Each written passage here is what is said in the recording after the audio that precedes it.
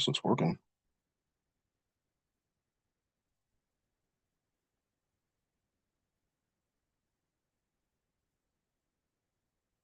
Yeah, perfect.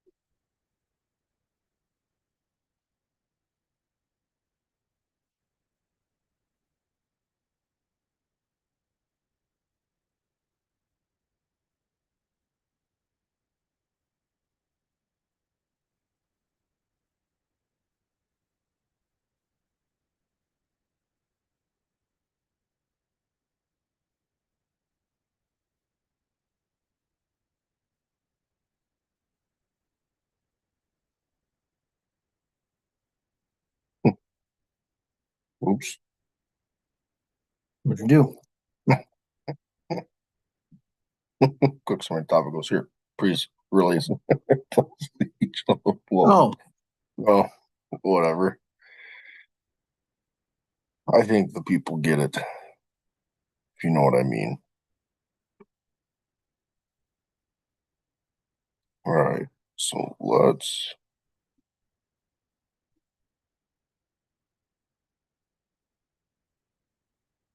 switch over. Let's get the old.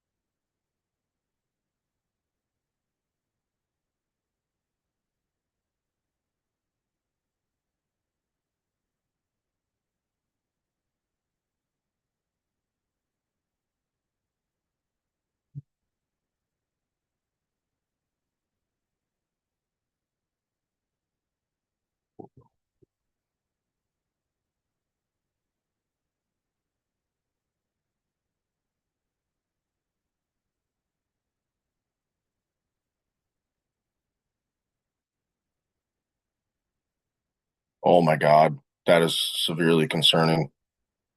Oof. Yeah. That fog is not going to be good.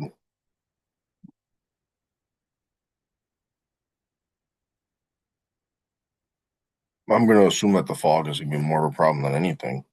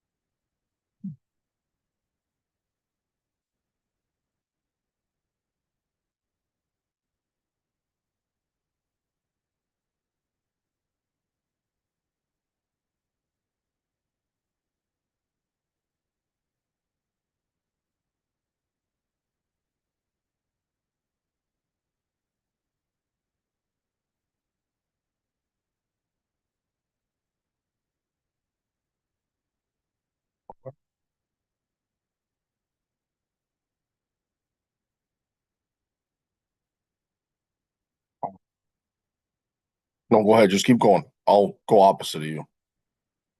I'm just trying to that. Ooh.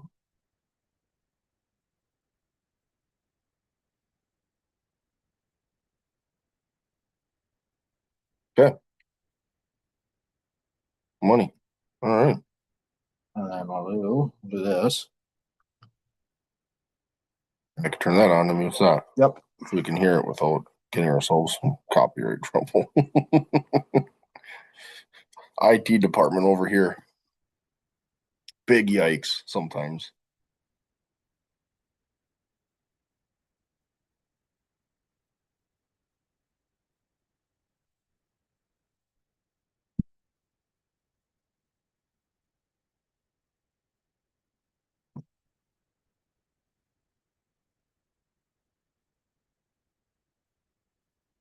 And so it was a bunch of my softball players.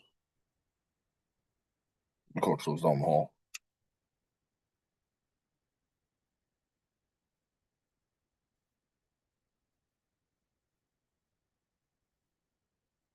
Proofed.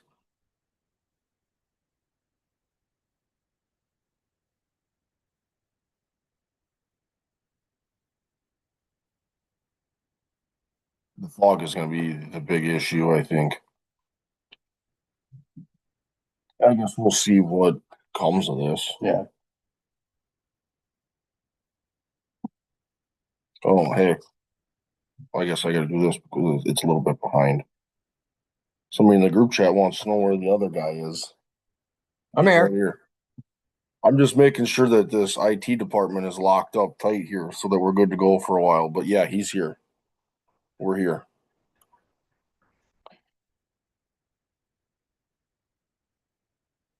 Yeah. See, it's like Oh yeah. it's behind. Oh, I like that. Woo. Anyone sleeping on the stream tonight? Don't plan on it. We we one of us.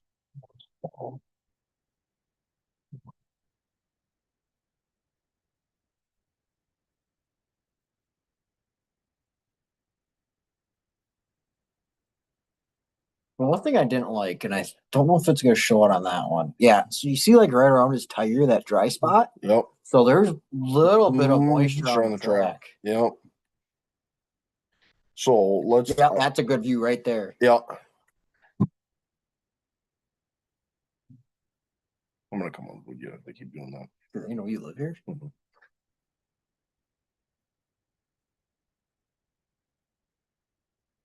I wonder if they're gonna remember that they got stuff in the exhaust pipe. Yep.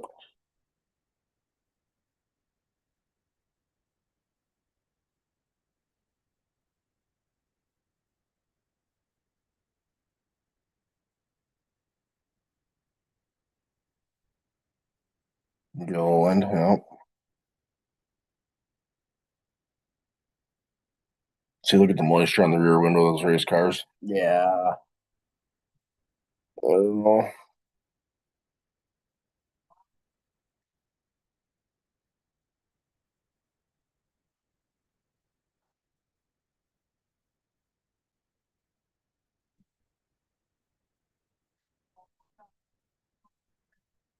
Boy, man. This is concerning. I mean, once we get rolling, like maybe that'll clear stuff up, but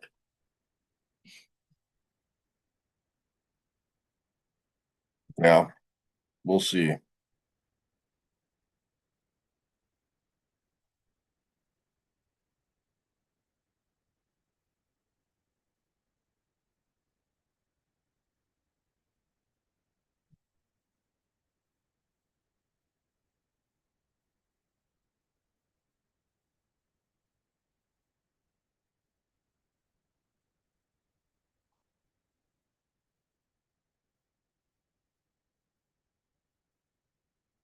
here we go.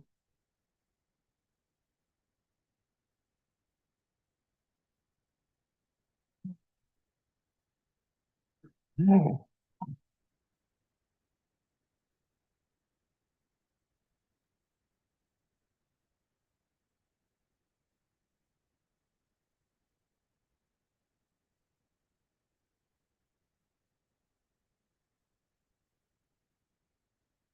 okay, here we go.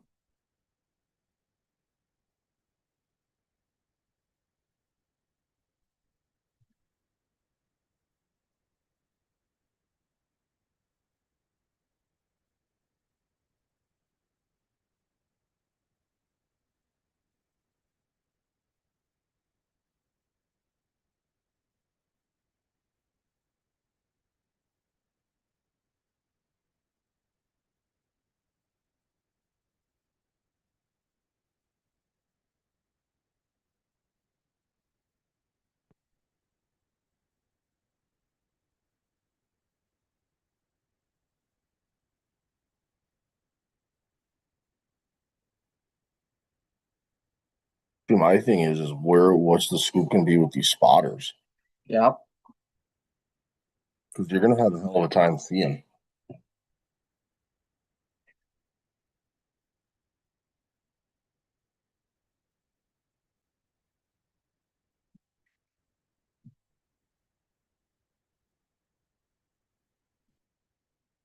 if you're a Packer fan, it's going well. Yep. 14-3, just coming out of halftime. Bears have the ball, but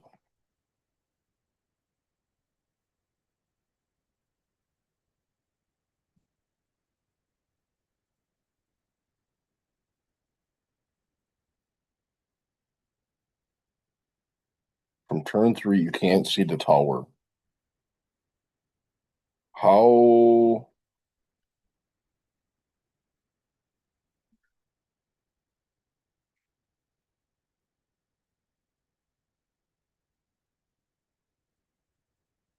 how does that make sense? I guess I don't know. What was the comment? The comment was they can see the entire track from the scoring tower, but from turn three, I guess you're looking up into the lights. I would imagine. I You might as well take the drone out of the air. Yeah.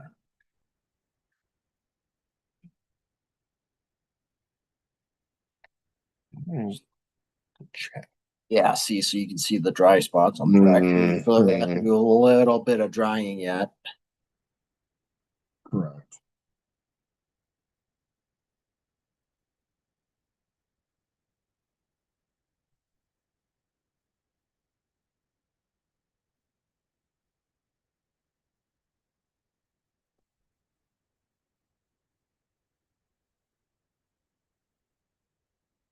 Oh yeah, you can't even.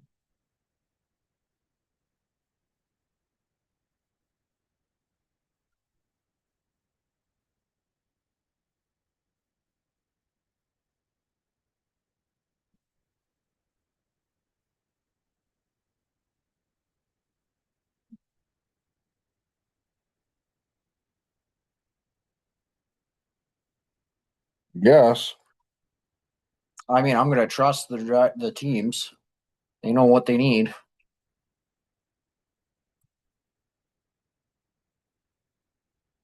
Yeah. I mean, you let.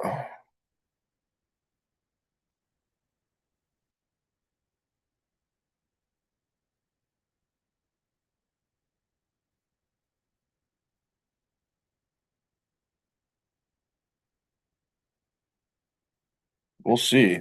I don't know. Yeah, you got a couple shots and springs built up just in case. Mm-hmm. Quick change. Yep.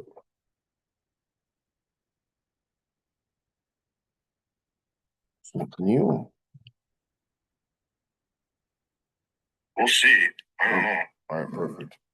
I was just checking to make sure you can't hear the broadcast on the live stream.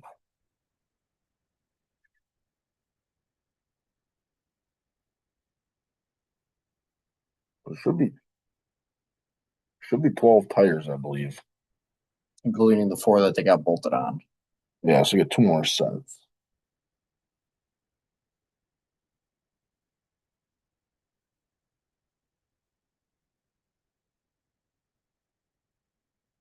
Oh, what are we doing? I think we're trying to get drying the road off a little bit.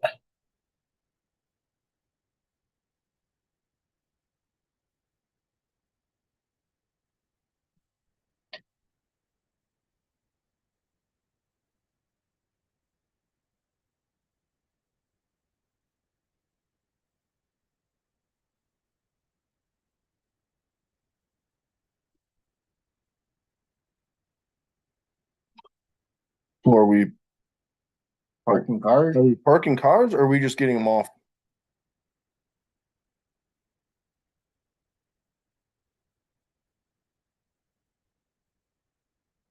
Well, the radar doesn't matter, guys. Those guys are thrilled. Yeah. Those are all the spotters.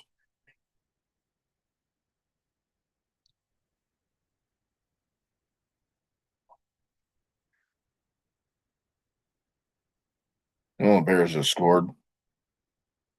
2-point Conversion, yeah. Yeah. And now they're putting car covers on them.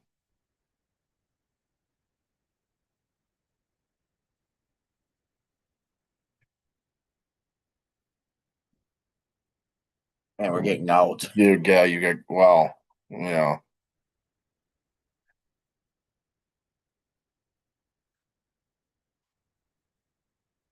See,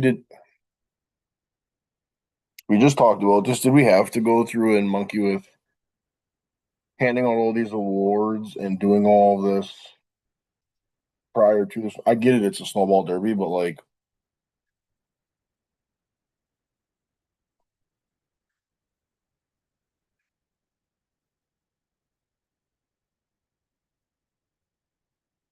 they had it pretty dry. That is my counter argument to that conversation. We just talked about this. Yeah. Like, Back on Bip Road with covers. Well, yeah. TBD online. Oh, I mean, obviously cold if you're seeing the breath.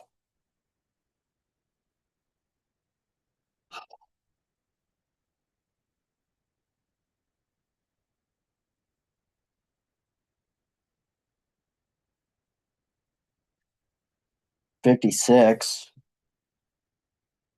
right now.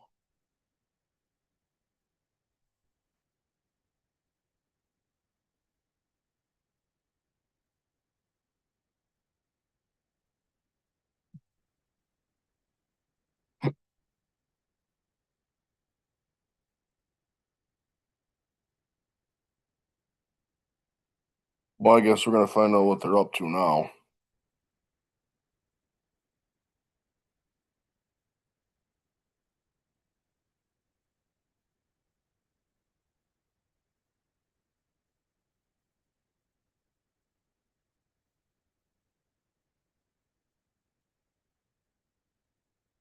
Also, if you want to get heat in track, wouldn't race cars that produce a ton of heat be a good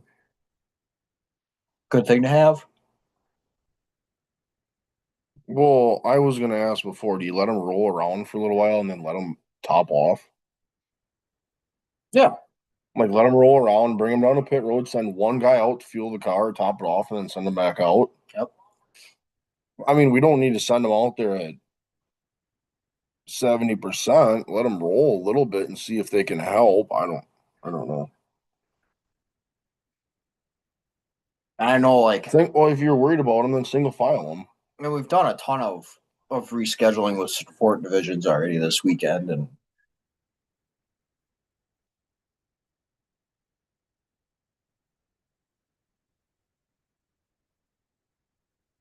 No, yeah, I don't know. I'm feeling a little bit, you know, not confused, but curious yeah, the, curious is a the great way to put mindset it. here.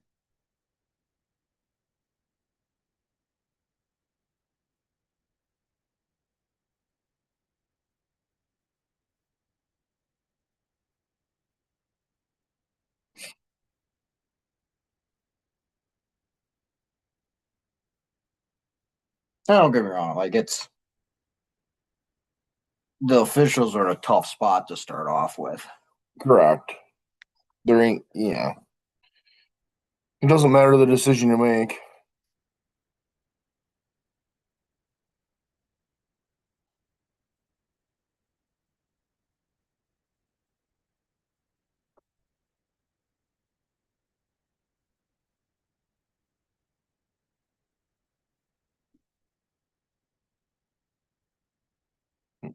Tough number. Social media. Yeah. Classic. That's what they do. Yeah.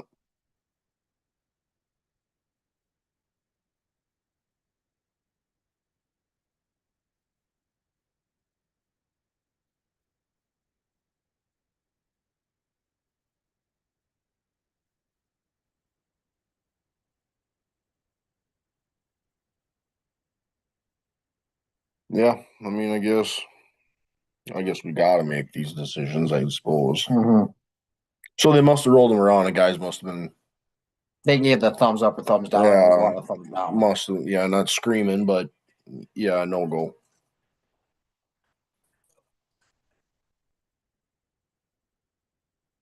An older fellow like him, he's like, I don't have to beat myself up making 600 laps in the car all week.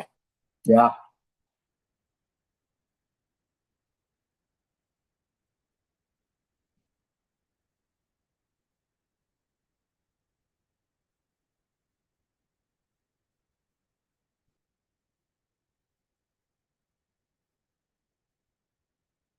Ooh.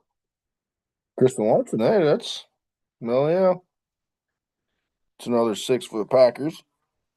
So if you're not watching, for those that are keeping score at home, prior to the extra point, it's 20-11. For any Packer fans, you have that positivity. So if you're a Rays fan and a Packer fan, you got that going for you right now.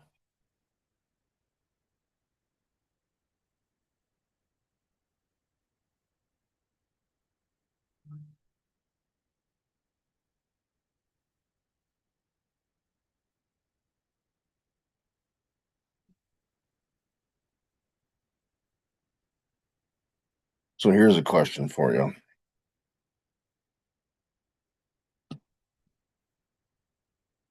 When I ask you this question on, we're going to get this on recording so I know. If they decide to keep pushing and pushing and pushing tonight, what's your quit time? As far as green flag Or just race in general? Like, it gets to be this time tonight, you're shutting her down. Oh boy. See, I'm in a different position because I don't have to work tomorrow. I got the day off, so I can. You can putz around. Correct. Now, I will say this: quit time may refer to the stream here. Yep. It might be a watch it in bed type of scenario. Correct. Where if you fall asleep, you fall asleep. But as far as actually watching the race, I would be pretty confident to say that I'm going to probably be watching this race tonight. Gotcha. All right. I think the only exception, and I guess I do got to put a price on this, I guess. Like if we're running like the snowflake last night, Yeah. I ain't making it. I'm sorry. I don't think I would make it.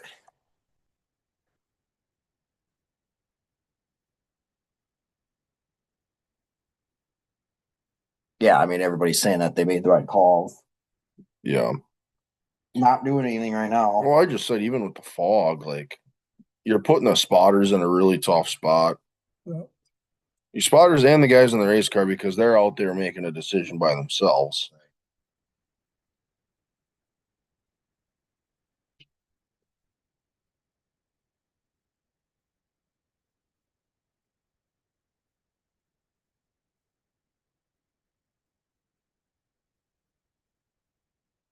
So I guess we'll see.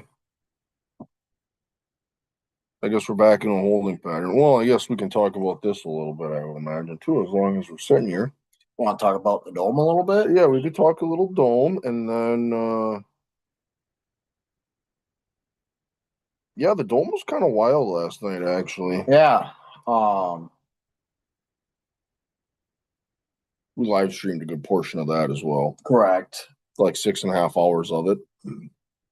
What kind of state we were in might be a different question, but yeah, I don't. Yeah, the redraw put Bobby on the pin. Which you knew was going to be tough. Yeah, tough for anybody to start with. Yep. Bobby on the pin was kind of a problem.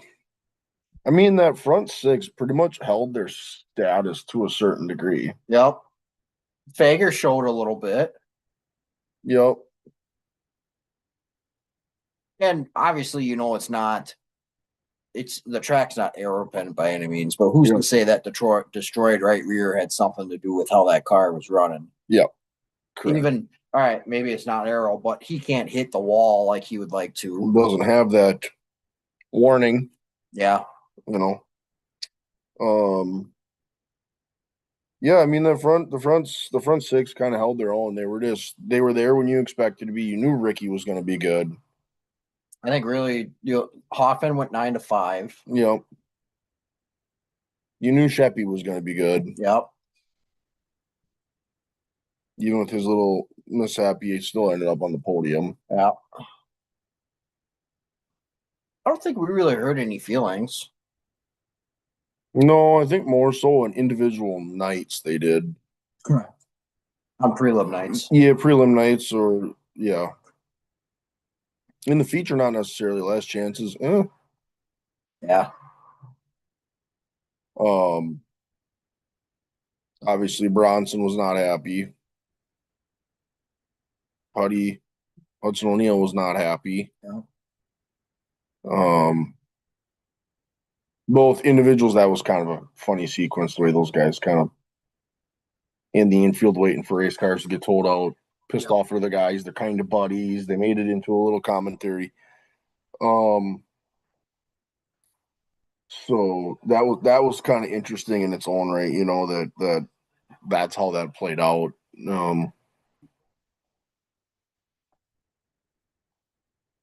But no, I mean in the grand track slicked off to 3 and 4. Yeah, for sure.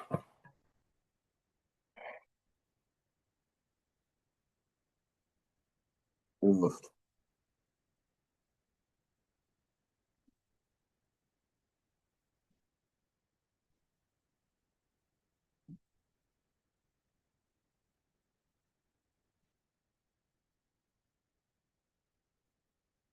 Sorry, they're just showing a picture from shot 3 into the grandstands in the front stretch, and it is awfully hard to see. Yep.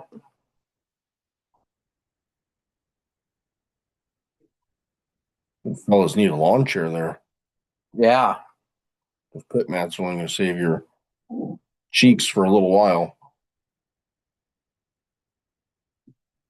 Yeah, I don't know. Ricky winning the mods.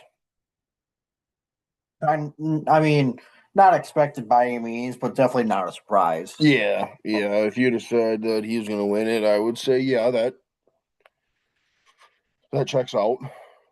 It'd be something that wouldn't be the most surprising thing on earth. Yep. Oops. I'm looking up the results here real quick. So I mean, like, yeah. So Hoffman went 9-5. Mm-hmm. Fager even went from 7-4. Yep, he went 6-3. Brandon Smith was the one that dropped. He went down to 7th. Mm-hmm. Moran went up 11 spots. Yeah, man. Hell of a night. Most of our DNFs. Yeah. But yeah, Davenport had his tire go down early in that one. Yeah. Took him out. Carpenter had his issue. What was that? Axle got knocked out on that thing? The axle shifter. Was the shifter the prelim night? He had issues both nights. Well, because wasn't that left rear was poking out of the car pretty. Oh, that was the 14. The car that had the tire sticking way out. That was the 14. Oh, so that also in the prelim night. Yeah. Or on the last chance. Yeah. Yeah, Carpenter broke. I mean, surprising but not surprising again. It's one of those things that place is just really you want to talk about being hard on equipment. Oh, 100%. I mean, track's just rough to start with. Like depending on the bumps that's hit. The track is rough, and then there is no space for anything. So when you start tearing body panels off of it, the next solid thing you hit is whatever is attached Correct.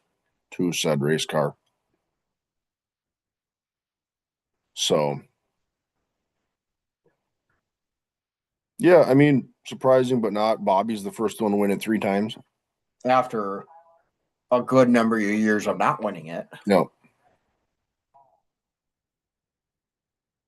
I don't even think he made the show last year. Boy, I don't remember if he did or not.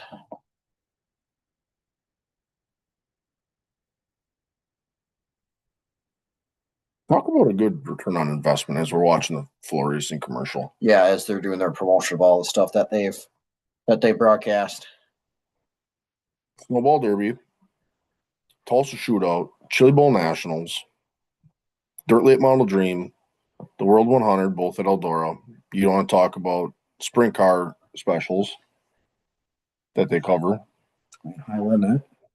Yeah, IRA sprint cars. They have the All Star Circuit of Champs. I think they have the NARC series out west. I mean, as far as specials go, Cover the 4 Chrome. technically yes, because that's USAC. Yep. Then you talk about just series in general, Lucas Oil, USAC, yeah. USAC, High Limit, and then you even start to talk about weekly. NASCAR Weekly. Yep. So you look at for us up here, it's a slinger every Sunday. All those. Oh, yeah, it's just slinger because everybody else is either not on a broadcast, Yep. or has a different plan going. But the slinger on a Sunday is always cool. Yep. Sunday afternoons. Usually finish the figure eights. Yep. For a little thrill. That's right. There's a little bit of drag going into the track.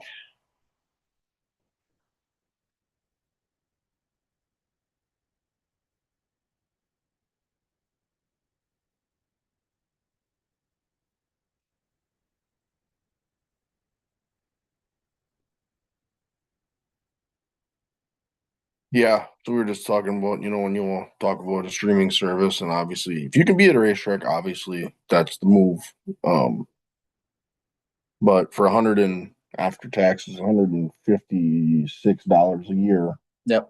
For floor racing, I mean, can't go wrong. I've always said Chili Bowl week pays for itself. You get cars on track for 12 hours a day. Yeah. Quite literally. Speaking of national specials on Flow, they got Slinger Nationals now. Mm-hmm. So they'll be it's another one. Obviously, you got the Snowball Derby, so you got two big late model races at that. Yep.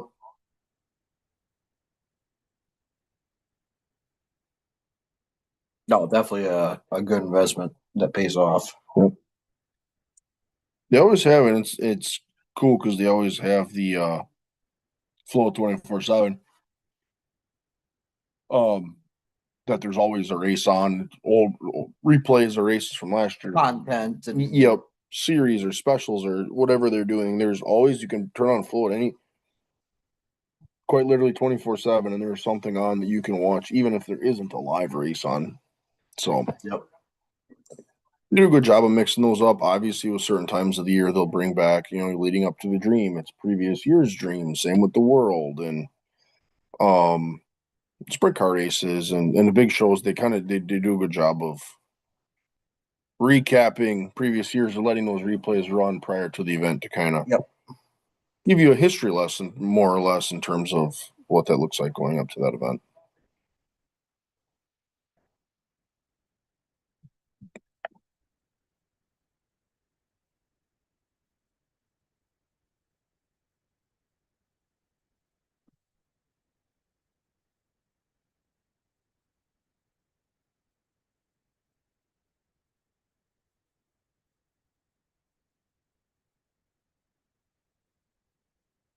see what they say here.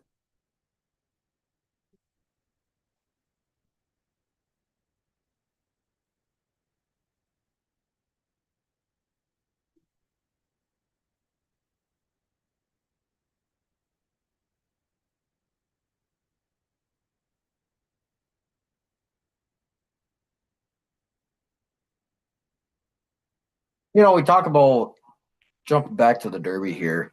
Talk about our cutoff time, right? You got to remember it's Sunday night still down there. How many fans that are there got to work tomorrow, and Matt Weaver.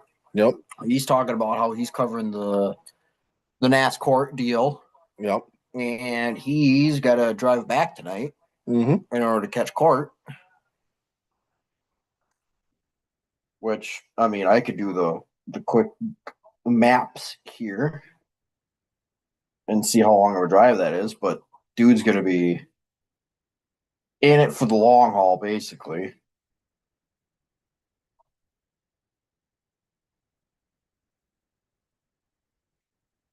Yeah, so little buddy, 8.5 hours from Pensacola to Charlotte. That's an all-nighter guaranteed. Like, I know you want to do it, but yeah, I would just sit Monday out, to be honest.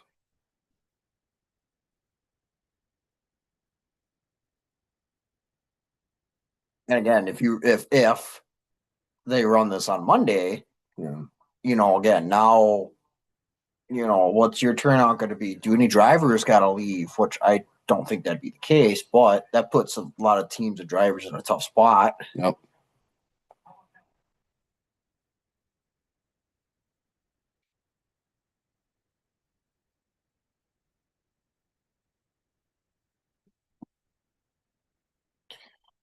Yeah, I mean the good thing is it is dark, so it's not going to get any darker. It's just going to be what the fog does. Correct.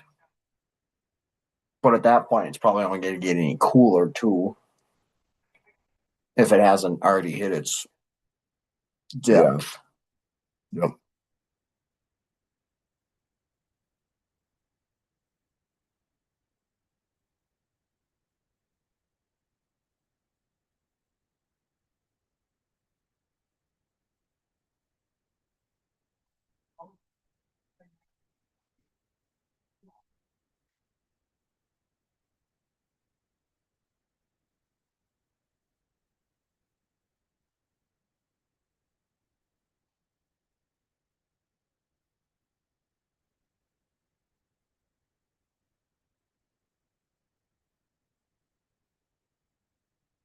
Yeah, so we're just kind of stuck in a holding pattern here again. Yep. Nobody kind of really knows what's going on, unfortunately. Correct.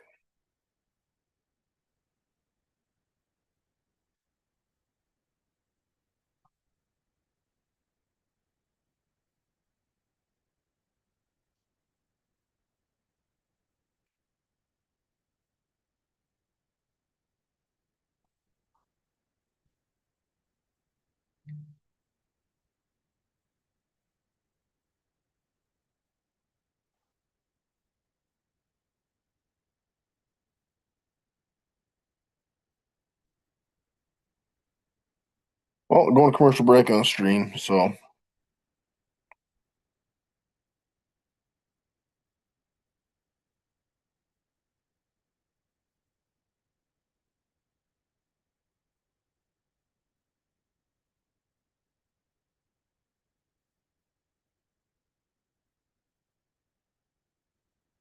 well, yeah, I was gonna look at what we had posted for our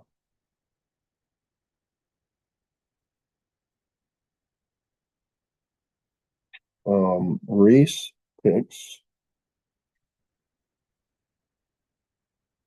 Like all of our picks, all 4 of our picks, Yep. 2 for the Dome and 2 for the Derby, they all made it in, so we didn't need to go to the wave wire. Yep.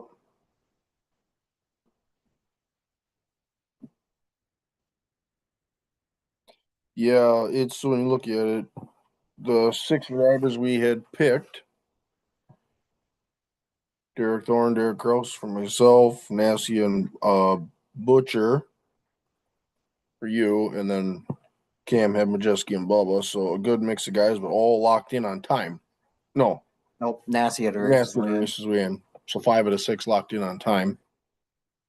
And we kind of talked about this. We've been talking about storylines and kind of following what we expect. And I think, when you look at these 6,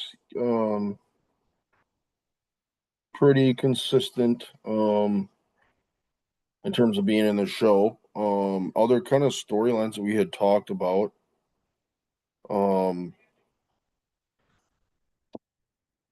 After last chance now we can say that we had 2 cup drivers now make the show. Yep. Jones and Gregson, which Gregson had his motor problems. Correct, all weekend. So he didn't even get to qualify, really. They had 5 minutes to try to work on that thing, so that didn't go well. And Jones just missed it. Yeah. Well, so Jones was that second car out after, I forget his name, but the 15 blew, dropped oil on the ground. Yep. So the track was still dirty when they qualified. Yep. And then, turn around and after qualifying, go right into last chance. Yeah, just car was not there at all. Yep. NASCAR. That's his team too. That's not he's hopping into somebody. You're right. That's his team, his car. Yep. Nasty raced his way in, so he was the one that we had talked about that did not lock into the 6. You have a couple intrigues in the field. We talked about Casey Roderick's an interesting one. Yeah, finally back. One of his few super late model starts that he's had this year. Yep. In a good car and good program. No, he's one of intrigue of a good car, a good team, and a good program. It's going to come down to the guy in the seat. With him, so he obviously qualified his way in. We had talked about the young buck from up here, Ty Fredrickson. Mm-hmm. I called it before we even started. I said he'll get in on time. Sure enough, made it in. Yep.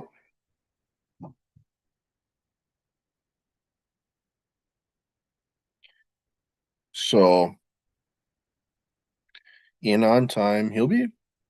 He intrigues me because this will be obviously the longest race he's ever run. Yes. So be curious to see, and obviously Dan's run this race a handful of times, so there's going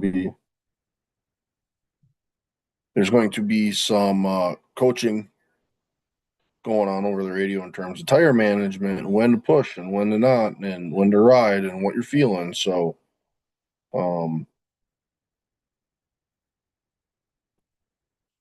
Danny's pretty smart around a race car. Yep.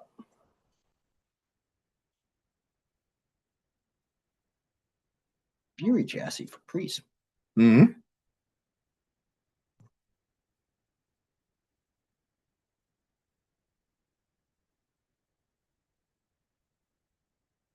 So, yeah, just kind of stuck in a holding pattern here. Who else was in the field that we were talking about that was?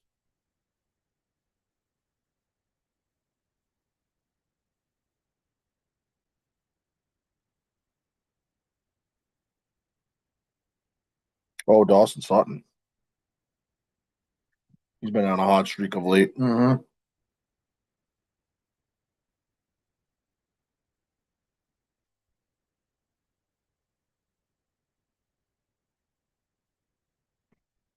Yeah, he's been hot in that super late model of late. Derek Thorne struggled in the only hour of practice, but locked his way in 15th.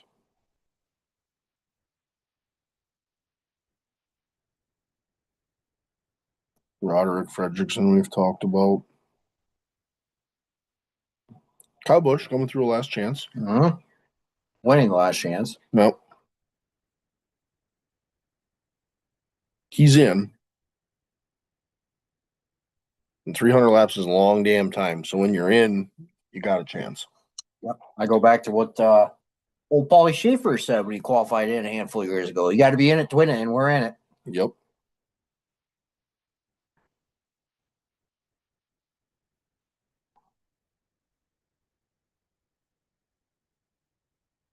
Your defending champ rolls 16th.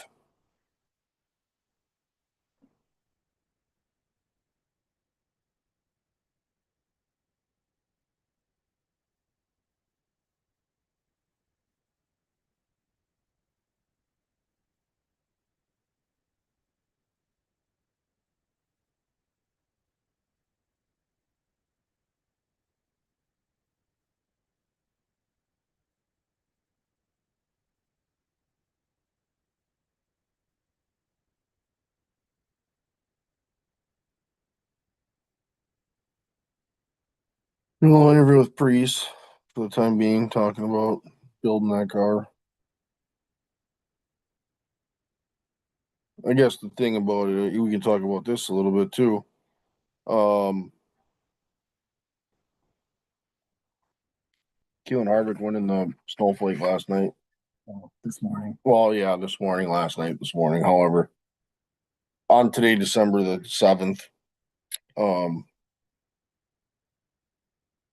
Yeah, that kid's smart around, right? A good little race car driver. Yeah, and Harvick's made it very well known that he is not really helping out at all. Yep.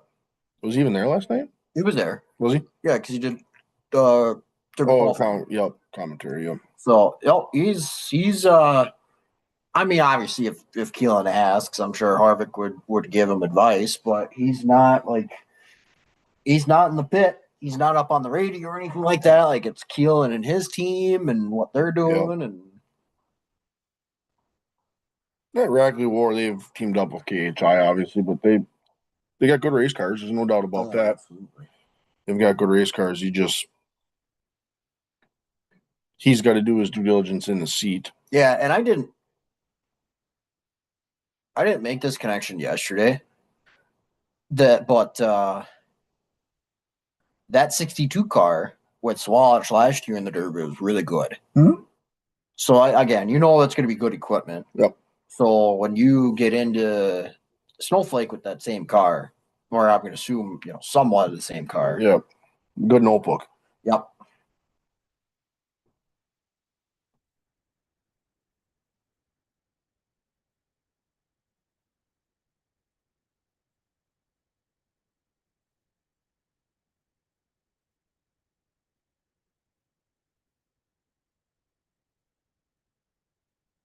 Now hear this. Doing their little deal with hauler parking and guys coming in on Wednesday, riding along with Pollard.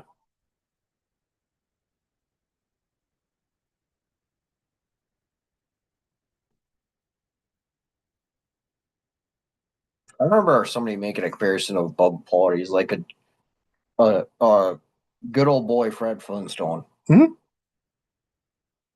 Basically what he is. Yep. I'll have to see what he's got tonight. Obviously, this is the one that everyone goes, is this the year? It's the same question. Denny winning a cup title. Is this the year? Yep. Can Bubba win the Snowball?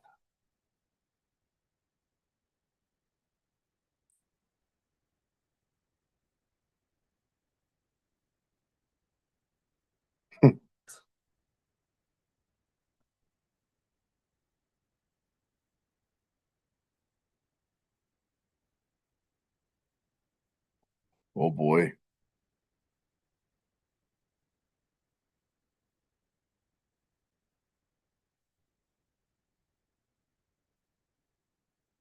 His elbows up on the hauler. Yeah. As he quotes and says, I don't know if I can park this thing.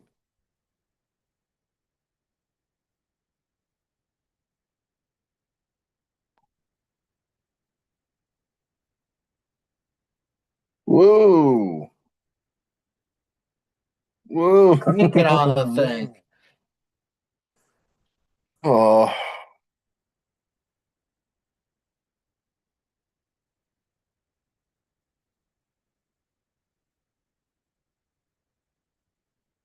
Just like that. Hmm. All the different haulers that guys bring, and Yeah.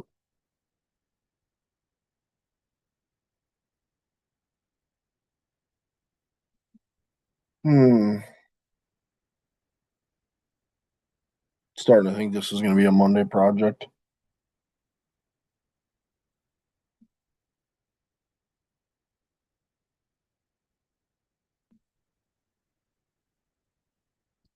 Maybe. I don't know. yeah, I don't know. Again, like how late do you run? How late do you wait before you make a decision? And again, we've talked about this too. You're damned if you do, you're damned if you don't.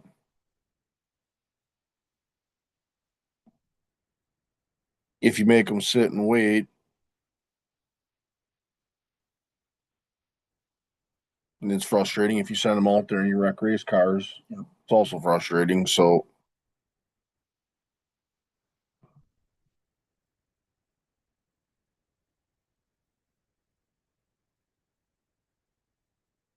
just a tough spot for everyone involved. And obviously the racers have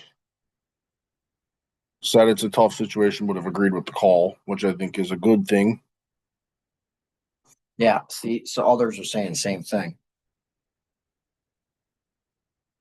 With the driver intros. Yeah. Yeah. Like again, why all the pop and circumstance when we had our track dry and our window was closing? Mm-hmm.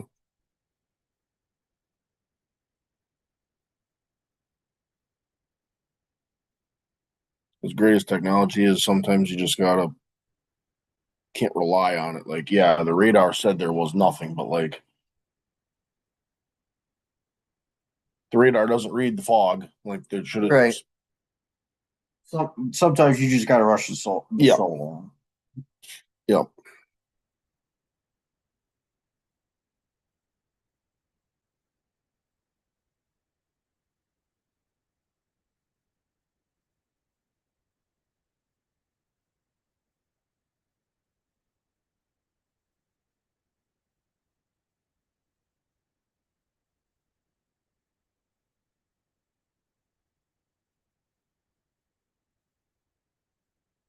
Speaking of seeing him on the stream, we're talking about Rico. If you didn't watch the Dome last night, he obviously is.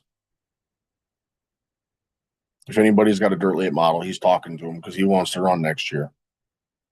Dude is literally full of energy. Yep. Like, dude just breathes, loves racing.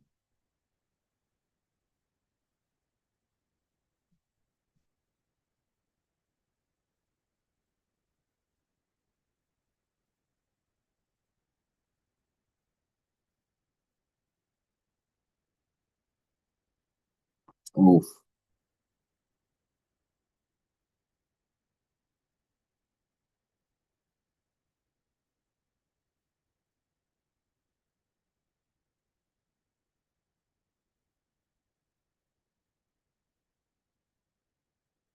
Yeah, they brought the stream back, so they're at the track.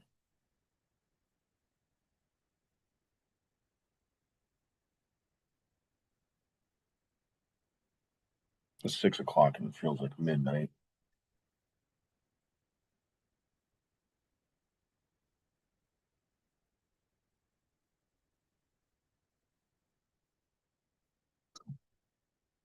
You just heard that phrase, didn't you? What? Hopefully, Guaranteed that a race is going to happen. So again, like, do we need another snowball deal, or not snowball, snowflake deal?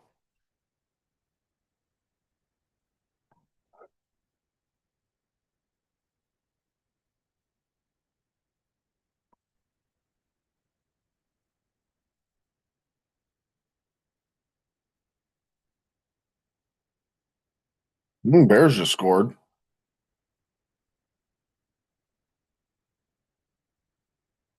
It's looking drier-ish.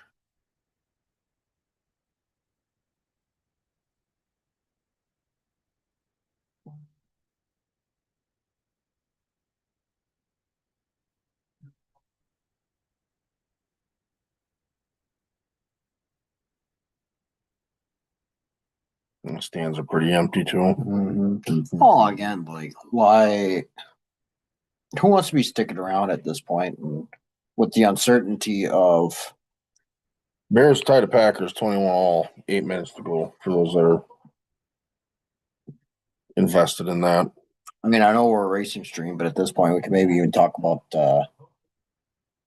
Packer game a little bit. Yeah, I mean,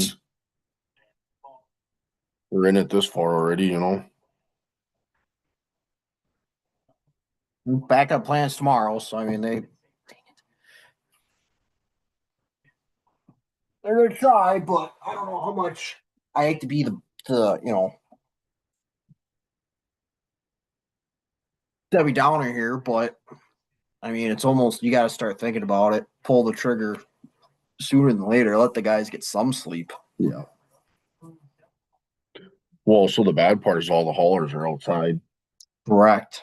And that's again, like you're gonna have all that time to do whatever with that. That would be a mess. You're probably gonna have to do another pre-race tech then. Well, if you let guys go put cars and trailers, guaranteed. So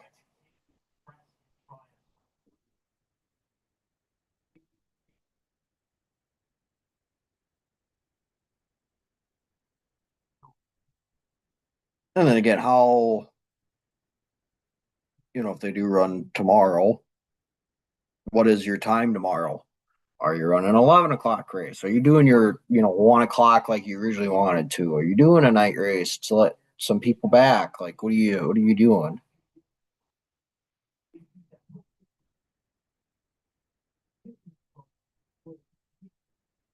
Oh boy.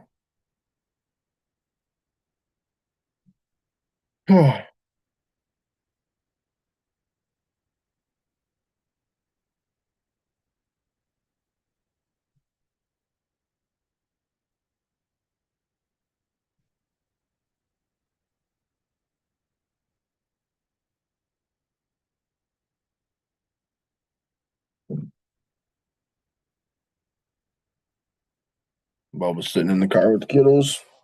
The wife went running when the camera came over.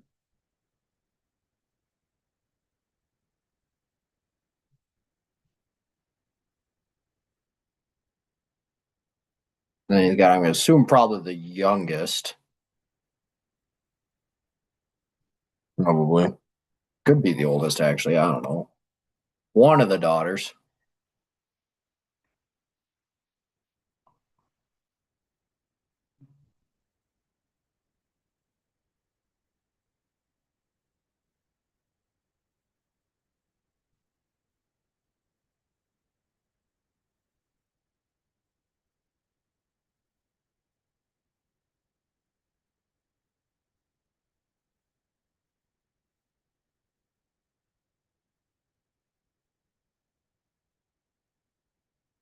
All right, 8 minutes. Tie game for the Packers. Nope. We were just talking about, I don't know, to you Bear fans. No offense, but like we were just talking about it for us. The Bears haven't ever really been like really decent, probably ever in our lives. They've been close. We've had a couple of games with Jay Cutler that, maybe they Yeah. had something, but then there was was it the NFC Championship game, however many years ago that was, where it was Packers Bears. It's hard to take them seriously because they haven't traditionally been great. Especially the past couple of years for sure. Yeah.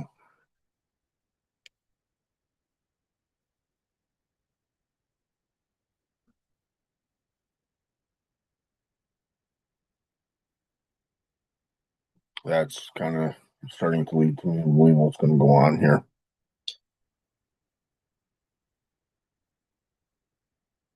Like again, it's if you need to get heat going, you don't have any heat going. The fog doesn't go away that easily. No. It's especially for how dense it is. Mm-hmm. It's gonna stick around.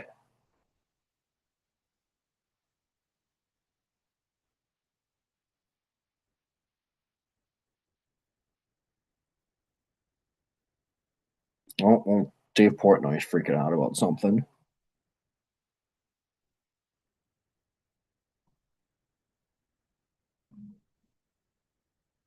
Ooh.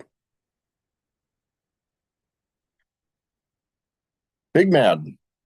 Big mad.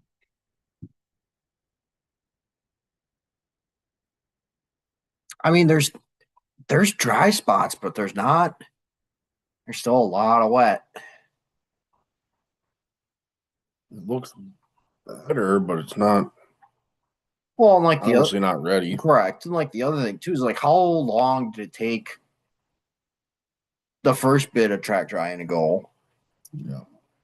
Like, all right, you're gonna at least need that amount of time in order to get this to work, and you got to add time with it being cold out now and no, obviously being nighttime, and just with a lot more moisture in the air, like.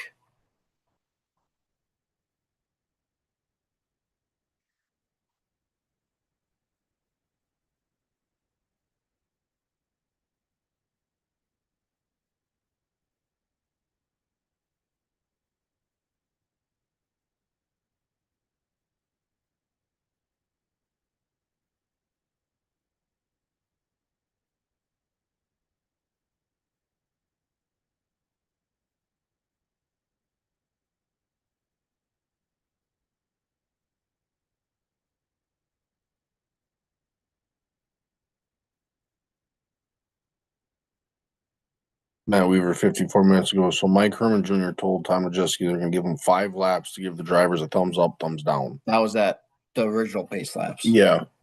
Yep. Herman asked what Ty thought.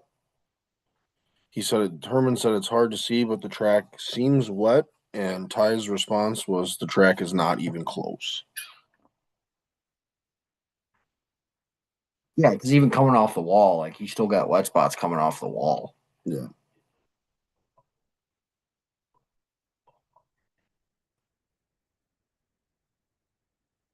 I don't know. Maybe the fog's lifting. Camera doesn't do justice, I guess, but Down on the track, it looks okay. But again, that's right down on the track.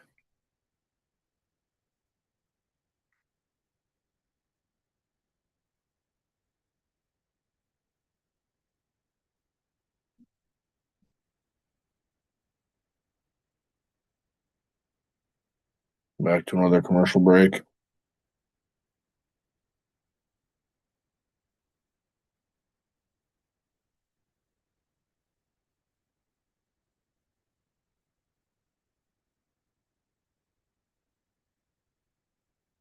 Who knows anymore?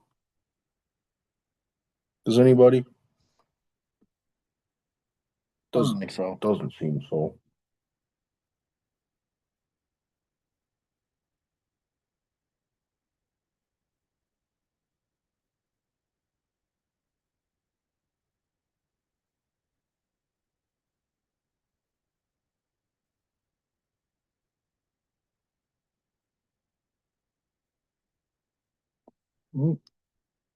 Jesus, that was quick. Packers and inside the 10 already.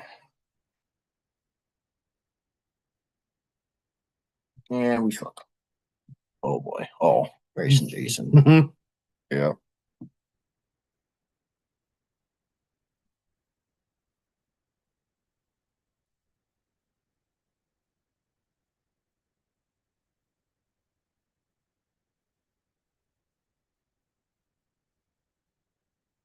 So what's understeer's Twitter account? Huh? What's understeer Twitter account? Okay. On the same day that Denny Hamlin and Michael Jordan are crying that we can't race anywhere else, Carson, most of our Inspire Motorsports are racing at the Dome.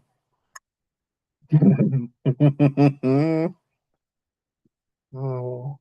Somebody retweets and says this has to be a NASCAR executive burner account, right? David Gillen's running Snowball Derby.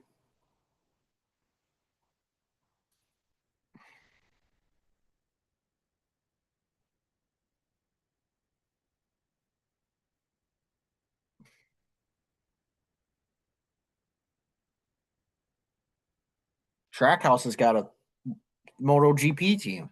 Mm-hmm. Now their drivers don't go racing it because that's a whole different discipline of racing. But nonetheless, Yep.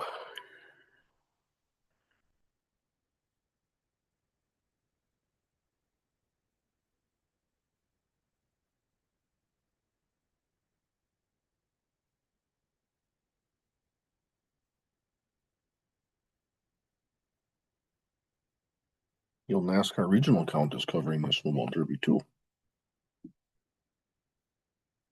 That's confusing to me. No. Which I'm sure we'll talk. Ooh, easy there, guys. Which I'm sure we'll talk about that lawsuit. Maybe this week, maybe next week. Yeah. We all got to figure out what the hell's all going on because we don't know legal jargon to start off with. Yeah. Oh, Team Reum making an announcement tomorrow. Truck Series drivers. Or driver. So somebody that still has yet to be announced for a ride. Speaking of truck drivers, Yep. Corey Heim, because it was officially announced for him that he is not coming back to Tricon. Yep. So, as they announced, Caden Honeycutt. I think over the 11. Yep.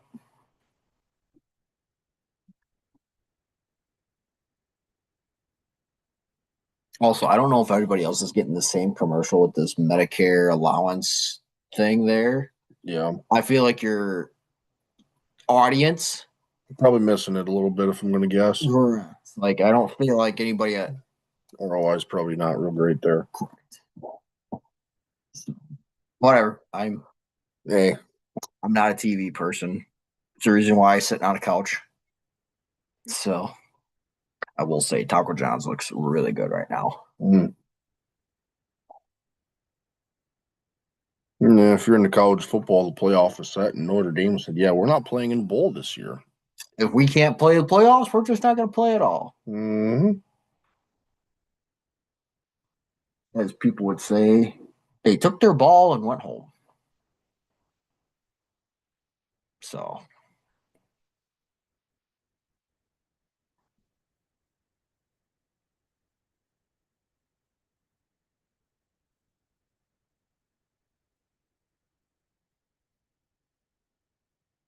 People were kind of grumbling a little bit last night about the promoters provisional for the Dome.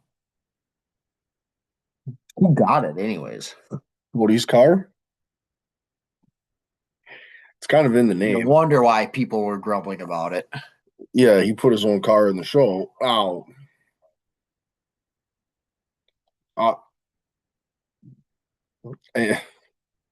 Say what you want about it. I don't know. I was fine with it. The dude did the work to get that whole thing to happen, and everyone loves it. Why not put your own car in it? It's also kind of, as they would say, it's in the name of the provisional of what he can do, what he wants with it. The promoter's provisional. Speaking of Dome,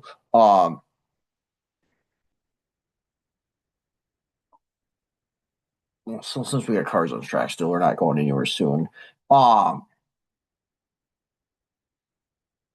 Obviously, like with a promoter's provisional, you're trying to be, as a promoter, unbiased. Yeah. In the whole deal as it is. So, what's that? What kind of message does that relay? Now, is it going to affect the Dome next year? No. No. I think we're going to forget about it in about 3 weeks' time. Yep. If that.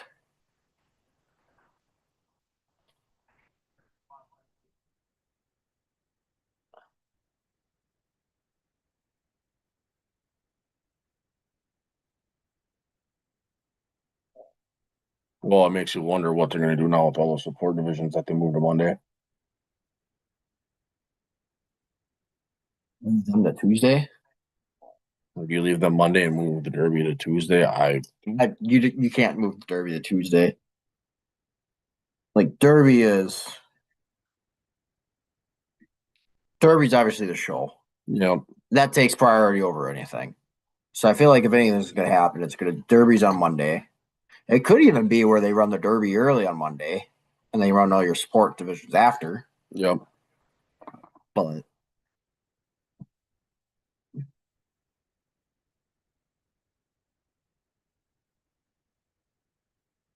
we got some activity on pit road. Guys are kind of walking around and Yep.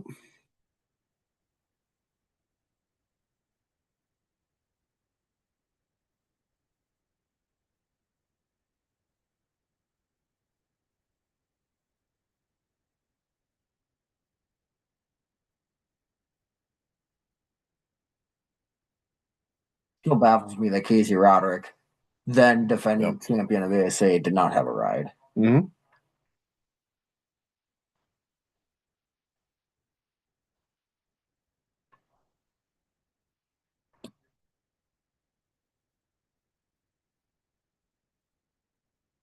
He's won a lot of big series. Mm-hmm.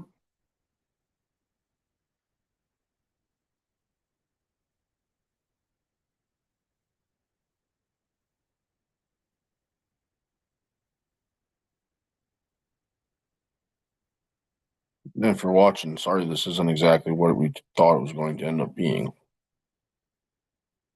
Damned if you do, damned if you don't. Yep.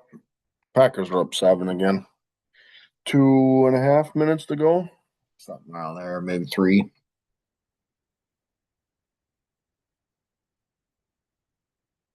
3.5. 3.5, yeah. Ooh, feels like 7. All right, McManus, don't kick this on the frickin' sidelines. He kicked the last one out of bounds. Field's 52.5 yards wide, and he kicked the ball out of bounds.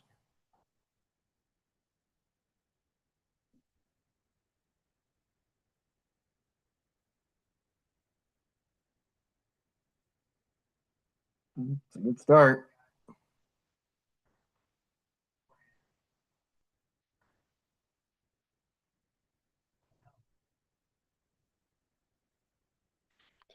Well,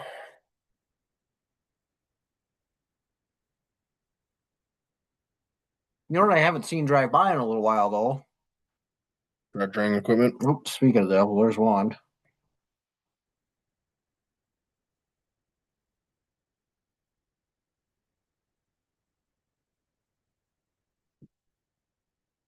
Looks like the fog is kind of setting in again. Mm-hmm.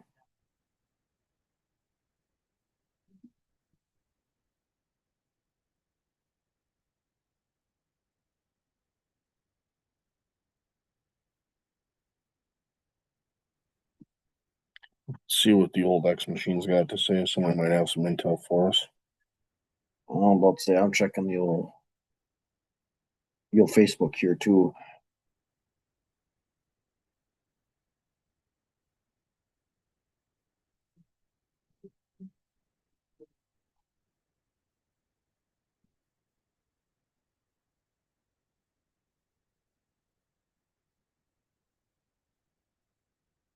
Yeah.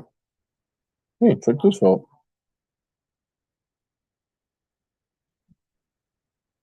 See how this works.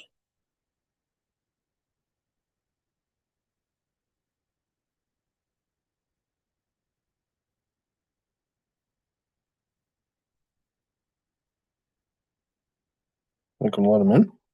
Oh, sure enough. There he is. What's happening, gentlemen? Well, Not a whole lot of much. Not much. No. What a deal. Yeah. What do you think? I'm guessing Monday. Yeah, the fog, it's 97% humidity down there. I just don't see the fog going away. yeah. Yeah. And like, obviously we can get your perspective on this too, being series director and up in the tower making calls and everything. Like, whenever you get weather that comes in, I mean, and especially this late at night, and you just don't exactly know what the outcome is. I mean, you want to talk about being in a tough spot. Yeah, I mean, the thing is everybody's there.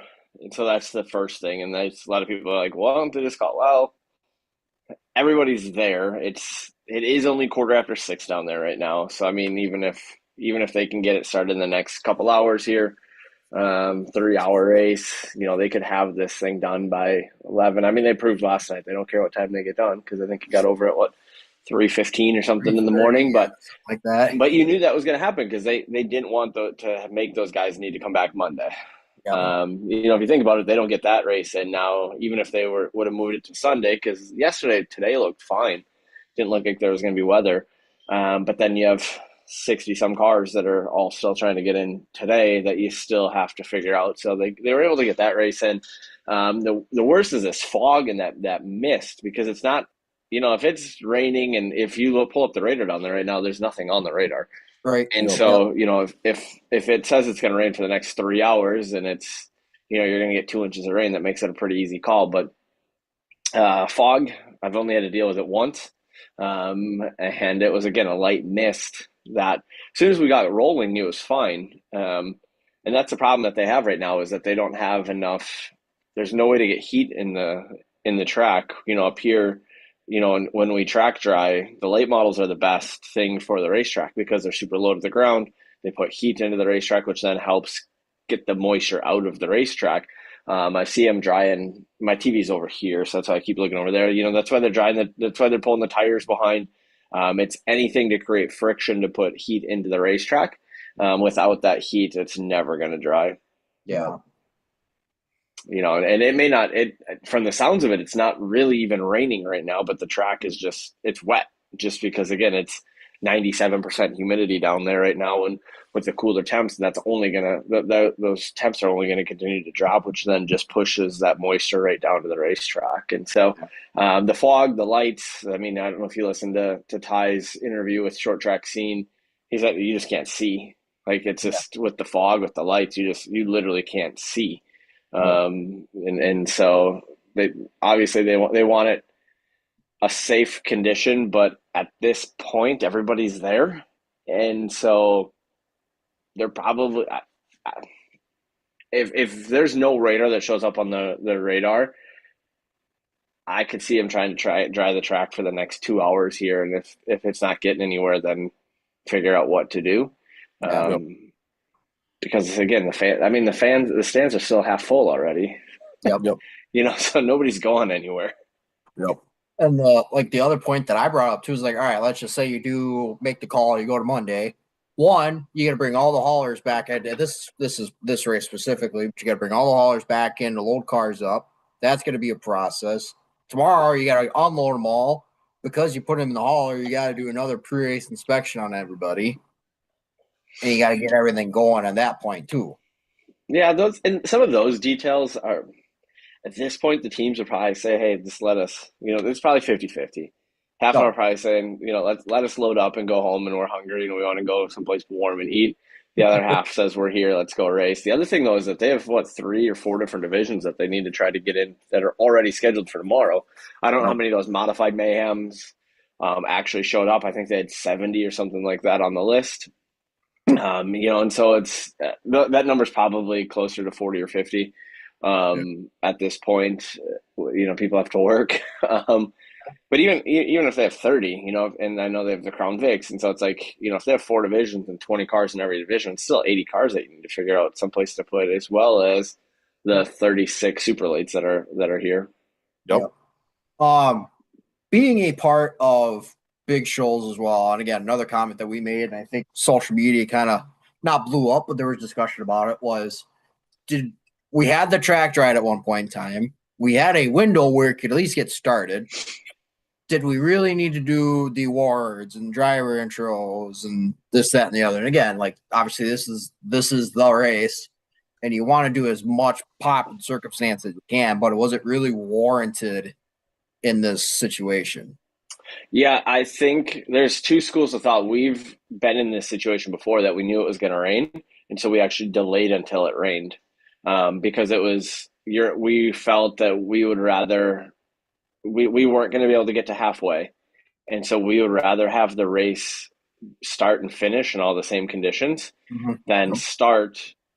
And now what do you do? Now you have race tires. You have I think it adds a different layer of complexity to it, because are you allowing your teams to get to make changes to the car that they had, and not and so I don't know what went into the decision. It could have fully been intentional to, hey, we know that there's something coming, and so we're not going to rush this. I've been in that position before, that it's rather than getting all the cars out there and then all of a sudden it starts raining mid-race and you destroy some cars. So I said, I wasn't in those meetings, so it could have been that scenario, or it could have been, hey, this is the Snowball Derby and we're going to do what we do, no matter what. But if I had to guess, there was a reason that they did what they did. I don't know though. Yeah, that's what we said because we knew right away. As soon as the camera started panning down, especially the cars on the grid, you could see where the cars were parked. You could see the moisture on the racetrack. So we kind of knew car covers were left on windows until the very last minute. You kind of knew you were going to be in for it to see what that looked like. So, Hmm. Yeah. So, yeah, that could have been it. It's much easier sitting at home in our 72-degree house than needing to make those yep. decisions. But I'm a firm believer that those that are involved in the Snowball Derby they've been there before and they know what they're doing, and so I'm gonna trust their judgment. 100%. They're not just half-assing it. Yep. Yep. Getting off of the Derby here for a little bit. Big news for you guys in the Midwest Truck Series yesterday. You dropped your schedule. Yeah, exciting You know, times. yeah, obviously you added another race at Slinger. The Jefferson doubleheader is back. Now obviously you guys have been working on it for a while too. You know, just kind of what's the outlook as far as the schedule goes? Yeah, so I'm really excited for this schedule. We had heard some feedback, really trying to decrease the travel, decrease the number of races. We went down one race last year. We had 2025, we had 15 races. We're down to 14 races, 13 weekends though. There's only one back-to-back weekend throughout the entire summer, and it's Marshfield June 13th, and then we're at Slinger the 21st. For night one of the dual number one at Slinger there. We're at a lot of the big shows again, and I wanted to be a part of an ASA, the ASA Stars National Tour race again somehow.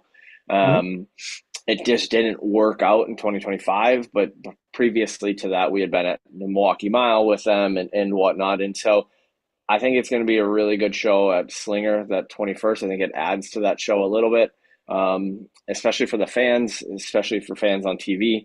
They had the pro lights there before. And again, as a fan on TV, if you just tune it in and you don't know what you're watching, you can't tell the difference between the Stars super late model and a Wisconsin pro light. Now you'll be able to tell it's a truck looks like a truck and a super late model looks like a super late model. Obviously, ending at Halloween is always. I don't think we've ever snowed that one out. Knock on wood, any piece of wood that I can do around here or rained it out. Just because being that late and Labor Day shifted back again this year, and so that's why everything's late this year in the fall. And so we're October 24th versus October 18th now. Yep. I don't know. You never know though. I mean, I think this year that weekend, the weekends that bookend the following were cold or rainy or one of the two, like flip flop. It seems like it's every other weekend. You go back to Fest and it was almost too hot. It was 85 degrees, and then 1 week later it's low 60s, and so you just never know. I think being at the Jefferson 2-day show, both nights are going to be points this year. Last year we did show points on Friday. I don't think it changed the racing at all, and so we're Dirt does it all the time. And so the schedule that we have allows these guys, it allows them a little bit of a challenge. There's something, hey, if we wreck Friday, we might be beating body panels back out. We might be thrashing for shocks, or we may load it up. And so, but it adds a unique element to the schedule. Unfortunately, not going to Hawkeye. It's just, I love that racetrack. And I tell people it's nothing against Hawkeye. We put on one of our best races was at Hawkeye. Our trucks, the momentum of the trucks, the outside groove there, we just haul the mail. It's just so far for our teams. And what we saw was that early in the year, we forced guys to choose whether they were going to run for points or not. And as soon as they drop out of the points run, then it's a lot easier to then miss future races. And so we had been trending upwards to where we were close to 26 trucks per race. 2025, the number was about 23 and a half trucks per race. But we went to Hawkeye, we went to Grundy, so two further distance racetracks, and it just dropped the truck count.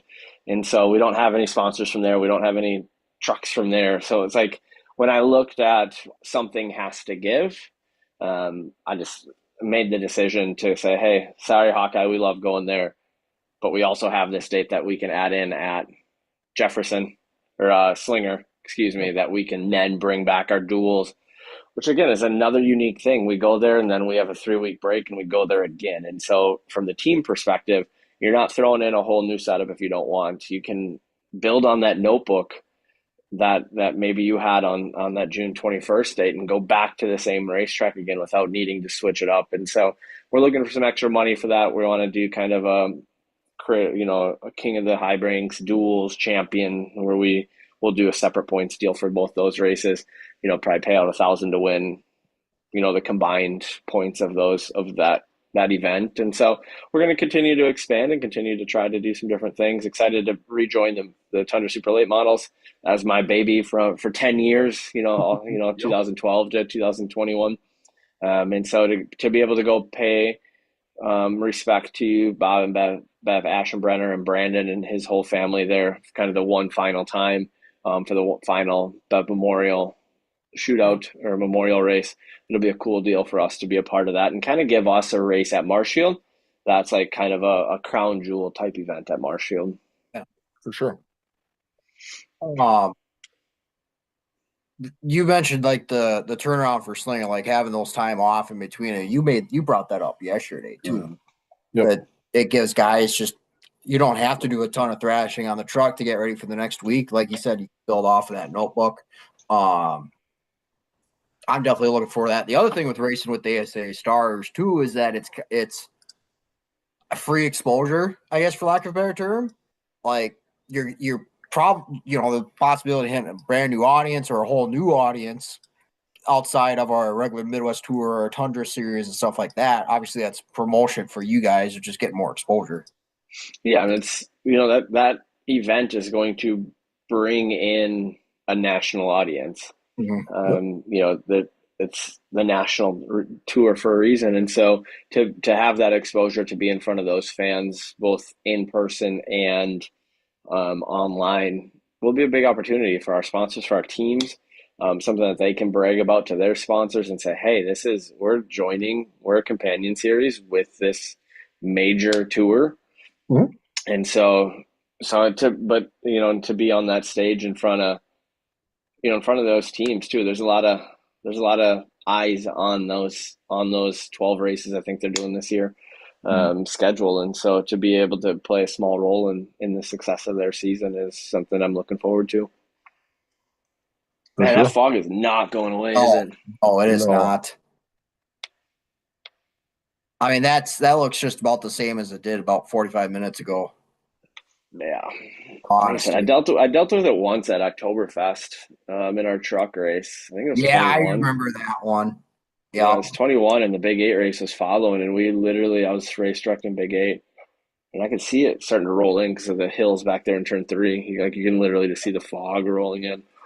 And if we kept the cars going, it was fine. It did lift the fog, and it burned up some of the fog, but if there was a long caution, like it just started to roll in, and then you'd have to just get things going again. So what was your guys' take on the dome last night? Ooh. Did you watch all 3 nights? Yep. I wasn't able to watch Thursday. I only got to see the main event on Friday because I was driving down here actually on Friday night. Yeah. Nope, there it is. They just announced it. They called it, huh? Yep. Tomorrow. What time? 1 p.m.? I can't see that far. My eyes aren't that 1 good. p.m. I just don't. I'm assuming that's Central Time. No, yeah, they're in Central. 1 p.m. support classes. Tuesday at 4 o'clock. So they're putting the Derby till Tuesday? Nope, Derby's on Monday. Oh, support. Sports on classes. Tuesday. Yep. I don't know. I mean, going back to the dome, I thought Saturday's, at least the main event, was calm compared to what the rest of them were. Yep. But at that point, I mean, obviously you had 20 guys that of the best essentially that were in there. Yeah, for sure. And you had your guys that had a legit shot at winning that race, and some others are like, all right, just want to come out here with at least the front half of the car because I know the rear is going to get destroyed. Yeah. Yeah, it was. I don't know. I thought the Bronson and Hudson O'Neal deal in the infield was good. Yep. Yeah. With them both being stuck in there, it was like a little mini series of they were buddies, but they were frustrated with two other guys, so they kind of got to have a little talk about it, I guess. And I don't. I thought that was good, but um, no, I rough at certain points, good racing at others. But the way that place goes, that's just how it's going to be. And I Yeah. think obviously it's got the prestige. I mean, look at it. It was invite only, or at least you applied and got accepted at that point. You still had 120 there, and who knows how many they turned away for that deal. Yeah. So obviously the turnout's there. I just saw a comment. Is it to the point where it's a crown jewel race? I don't know. I mean, it's definitely one that everybody wants to win at this point. Yeah, I think it is. I think there's, a couple takes on the dome, and I'll ask you another question then. The dome, is it Eldora late models? No. Is it what we see on a Saturday night in the summer here? No. But is it entertaining? Hell yeah. And I think that's what those racers like. It's something they all want to win. Is it? I'm cautious in calling it true racing, like because it's not. It's an indoor track. It's put together in a week. Like it's not your super smooth. But I've seen a lot of permanent dirt tracks that they're cowboying up and up on the wheel, and they're Yep. hopping all around. So it's like I don't know. I think it's badass. I'm 90% sure I'm going next year to the 10th just to see it. Um, to put that many people, like they're doing something right. There's going to be over 30,000 fans there. Call it what you want. It's a show. And the racers show up for it. They build special cars for it and do special body work for it. And Oh, so it's supported. And I think everybody just knows, how many times, oh, it's just the dome. Like, yeah, we just rip the whole body off and we'll put a few rivets on, but that's the dome. And so I think there's a lot that asphalt racers can learn from and fans that can learn from that race. Again, you can poo-poo it all you want, but they're putting 30,000 people there on Saturday night. And I think the other thing that particular race does that I think again asphalt, mainly the short track side of it, asphalt could learn from is the vendor involvement. One, just merchant roll from all your drivers and teams, but all the other vendors that are coming in and setting up their booths, and it's in that concourse area. Your exposure rate is going to be super high for an event like that. And They're creating heroes, is what they're doing. They have so many personalities. yep, mhm. We've asshole guys are terrible at it, and I have a couple of reasons why I think. And I want to ask you guys. So there's a clear, distinct difference in the broadcast if you look at a Snowball Derby or even a Track TV broadcast. And again, I like all those guys, so this isn't to slam on anybody, but Yep. versus how the flow broadcast at the Chili Bowl is and the Dome, where the TV broadcast is essentially the PA mm-hmm. at those. What are your takes on it? Do you like, and so one of the negatives is always, we don't need the at home hearing about the 50-50. We don't need them hearing about selling hot dogs. However, I think I'll leave it up to you guys first, comment, and then I'll give you my opinion. I enjoy it. So I enjoy it as well. And I think the reason why is that your PA commentary during the race, while you have green flag laps going on, is more just you're talking about the action on the track. And I think like NASCAR is going to be a poor example in this scenario just because of how long the races are. And even the Snowball would be a good example, which is how long the races are. But when you get long green flag runs, you have to your cars get so stretched out that your action kind of thins out. Whereas with the dome, with the Chili Bowl, even with Eldora, those 100-lap races there. There's always so much action going on that you can get the PA announcers to come in because you're going to get the action broadcast versus a story broadcast. I think, and I think the dome is unique in its own sense. And I think the thing about the dome is it's a crown jewel in its own sense because it is such an event, racing-ish to go with it. And I think that's where guys want to win it. But I think when you look at the live stream with that event alone, they kind of let their guard down a little bit with it. And I think that's the part that makes it interesting, that there's going to be a little cussing and swearing, and guys are going to be a little more animated, and you get that. But I don't know. I think the value of that to the stream is a net positive. And that also circles back to, you're making heroes out of these drivers because they're allowed to show their past personalities a whole lot more versus, honestly, I'm going to really call just asphalt as the whole where, you got to show up clean shaven and you got to promote, yourself for the sponsors, and it's a business role. And like the dirt guys are like, I run my own car. I got my own equipment. I'm here to race, and I'm going to voice my displeasure if something goes wrong. Mm-hmm. Yeah, that's what my take on it is.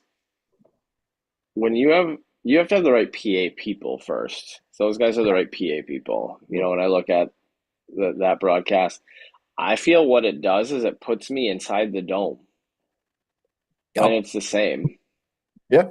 That you feel like you're a part of it, and then it gives you a taste to wanting to be a part of it.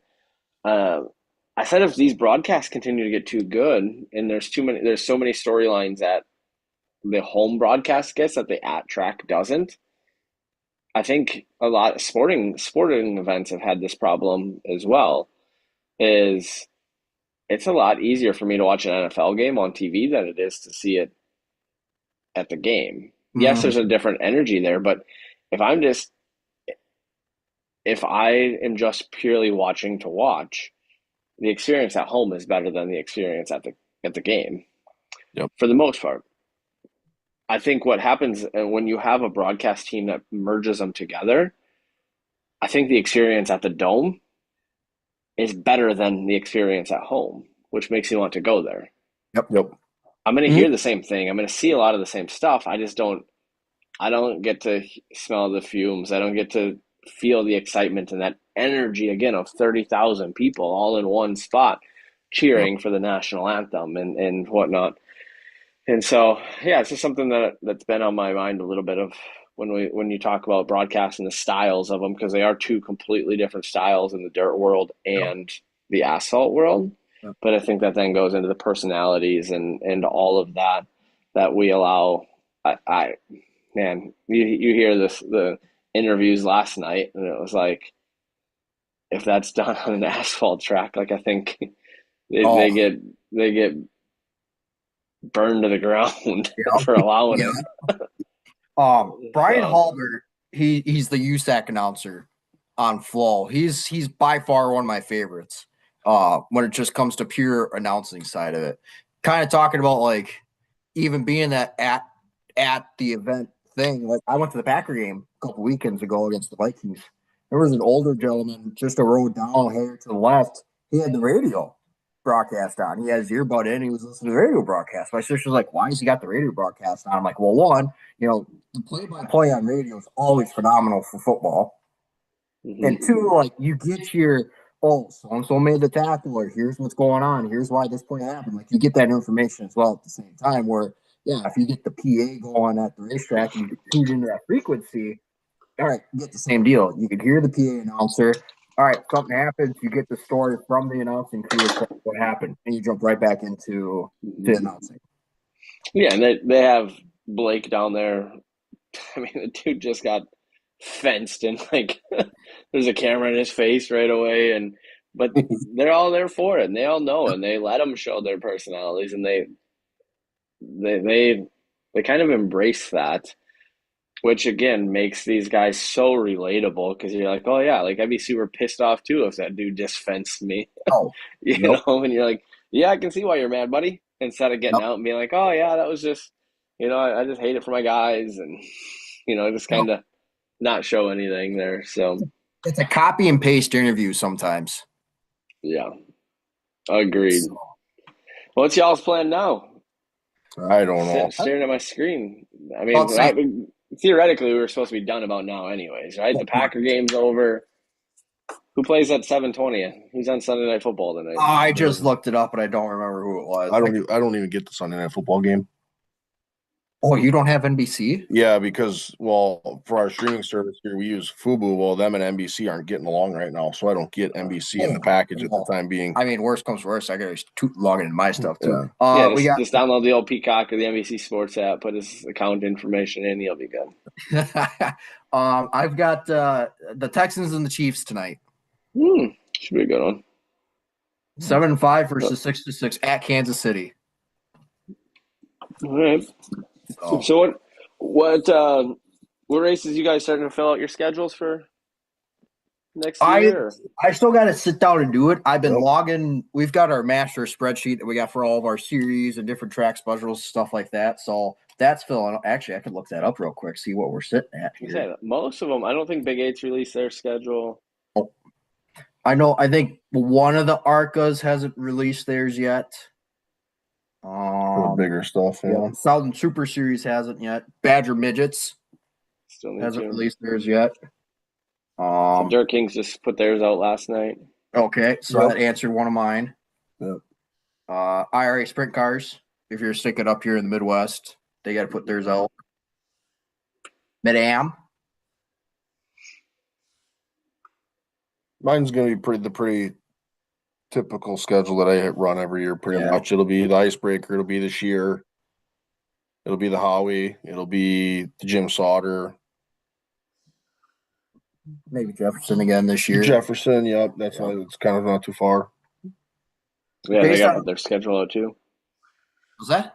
Said Jefferson needs to put their schedule out yet too. Yep. Mm-hmm. Based on what I've got right now, we're sitting at about 730 in our master schedule. Can't go to all of them, huh?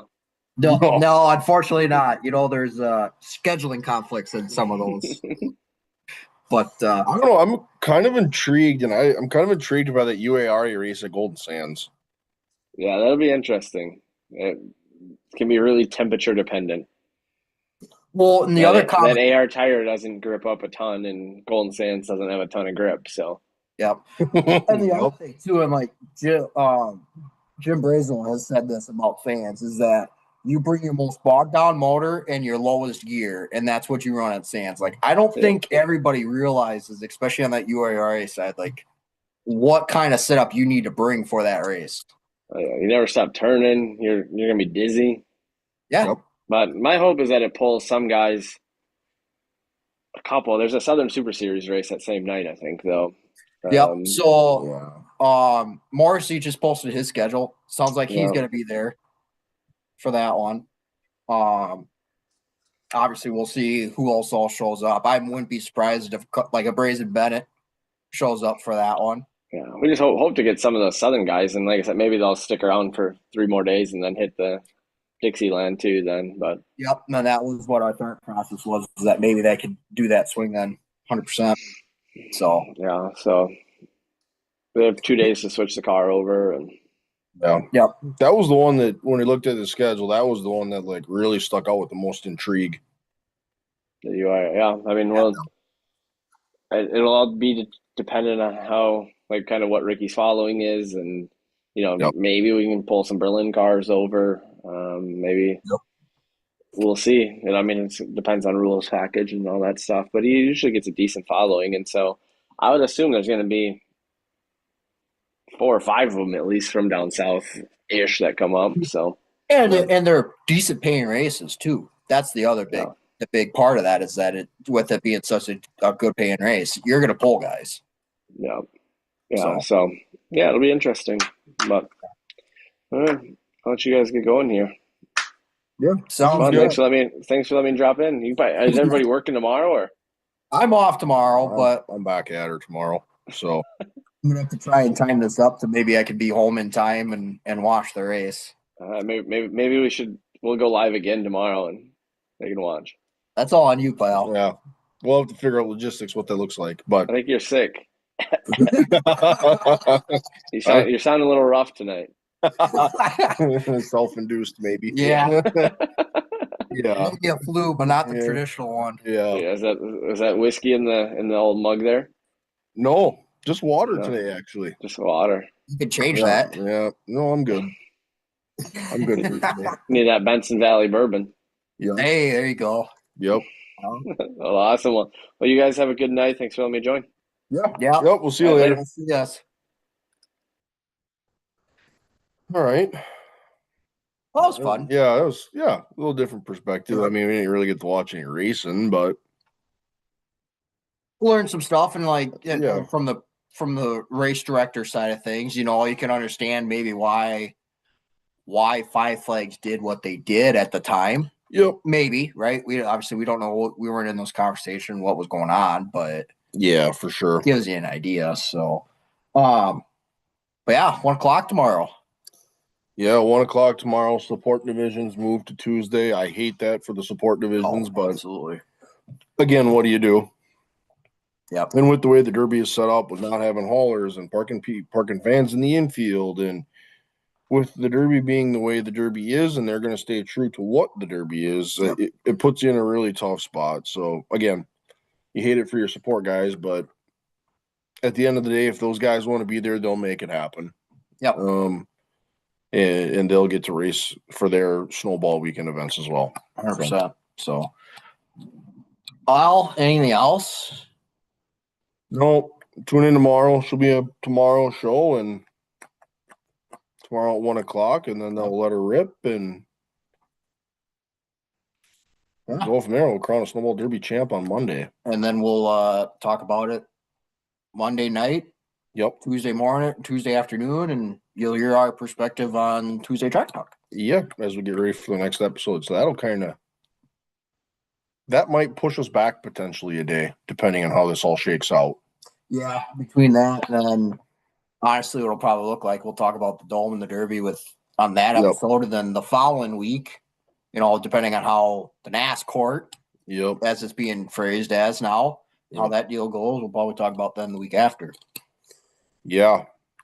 So we got some big storylines out. Yeah, just don't be surprised if we're a day late. Yep. We won't be $1 short, but just a day late. Get you kind of all the storylines in terms of what that looks like with the Derby and the Dome. Obviously, we've talked about the Dome just a little bit, but we're waiting for the Snowball to run. So we shall see. Yep. But that is what's been a live stream for day one of the Snowball Derby. First attempt. Attempt number 1 at the Derby with the fog. But all right, well, we're gonna shut it down for the night. Again, keep your eyes out for that episode. This week here, as we'll cover all the storylines in terms of the Dome and the Derby, and all of that good stuff. So keep your eye on social media, and we'll see you guys later in the week. See ya.